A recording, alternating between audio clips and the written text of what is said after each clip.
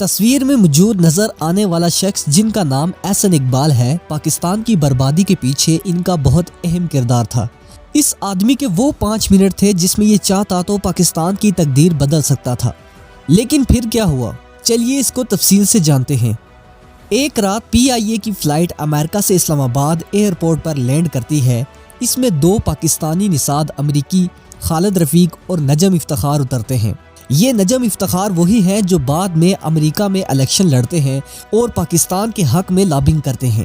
یہ دونوں دوست بھی تھے اور ان کا مشترکہ دوست بل گیٹس اس وقت کمپیوٹر کی دنیا کا بادشاہ بن چکا تھا۔ ان دونوں کے پاس پاکستان کی تقدیر بدلنے کی کنجی تھی، یعنی بل گیٹس تھا۔ بل گیٹس پاکستان میں مائکروسافٹ کا سیٹ اپ بنانا چاہتا تھا۔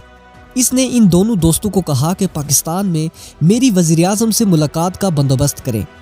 دونوں دوست پاکستان کا بہتر مستقبل آنکھوں میں سجائے اسلام آباد اترتے ہیں اور اگلے 10 دن لگاتار کوشش کرتے ہیں کہ کسی طرح اس وقت کے وزیراعظم نواز شریف سے ملاقات ہو جائے تاکہ بل گیٹس کی آفر کے بارے میں بتا سکیں اور ٹائم لے سکیں۔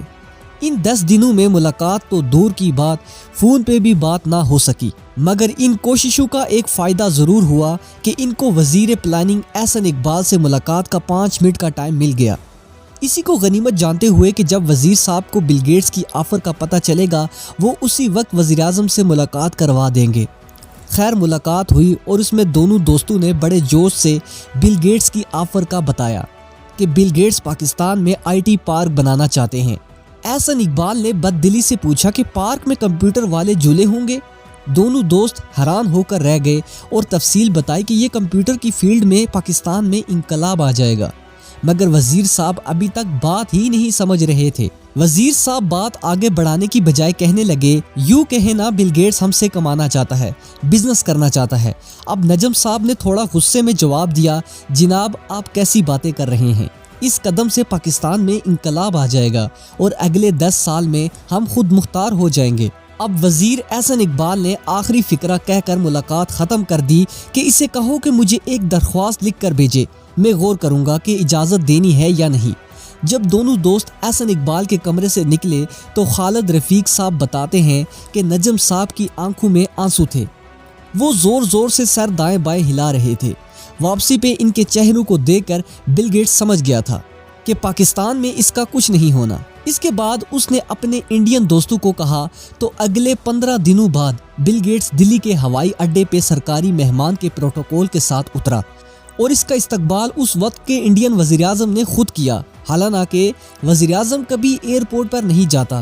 انڈین گورنمنٹ اور بل گیٹس کے درمیان ایک تاریخی معاہدہ ہوتا ہے جس میں مائکروسافٹ نے ایک سافٹ ویئر انجینئرنگ کا شہر بسانا تھا جس کے لیے جے پور کو چنا گیا۔ اس معاہدے کی ایک اور خاص شک یہ تھی کہ 2004 سے ہر سال 2000 IT انجینئرز کو امریکہ کا ویزا ملے گا اور 500 انجینئرز کو گرین کارڈ ملے گا۔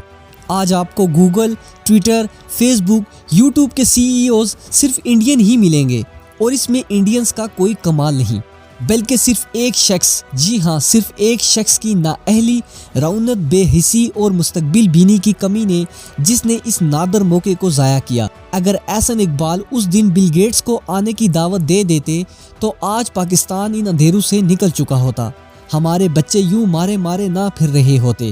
نجم صاحب تو فوت ہو گئے ہیں مگر خالد صاحب آج بھی اکثر دوستوں میں بیٹھ کر آہیں بھرتے ہیں۔ ناظرین، ان قصوں اور واقعات پر جب نظر پڑتی ہے تو خون کھولنے لگتا ہے کہ یہ آمر، یہ ارباب اختیار کس قدر نالائق اور مفاد پرست ہیں، جنہوں نے کبھی پاکستان کی ترقی کا سوچا ہی نہیں۔ بزدلوں چوروں کو پکڑ کر اقتدار میں لا کر بٹھا دیا جاتا ہے جو عوام کو ایک روڈ گلی بنا کر دینے کو ترقی سمجھتے ہیں، دن رات عوام کا خون چوستے ہیں اور بے وقوف عوام اس پر بیم بجاتی ہے۔ یاد رکھیے، جس ملک کے اندر ایجوکیشن نہ ہو، IT سیکٹرز نہ ہوں، فارن انویسٹمنٹ نہ ہو، بزنسز کر کے باہر ملکوں کو ایکسپورٹ نہ کرتے ہوں، وہ ملک کبھی ترقی نہیں کرتا۔ اگر پاکستان میں انقلاب لانا ہے تو باہر ملکوں کی بڑی بڑی کمپنیز کو پاکستان میں لانا ہوگا۔ ناظرین، ہو سکے تو اس ویڈیو کو زیادہ سے زیادہ شیئر کیجیے گا اور ہمارے چینل ہنسی انفو کو ضرور سبسکرائب کر لیجیے گا۔ ملتے ہیں کسی اگلی انفارمیٹیو ویڈیو میں۔ خدا حافظ۔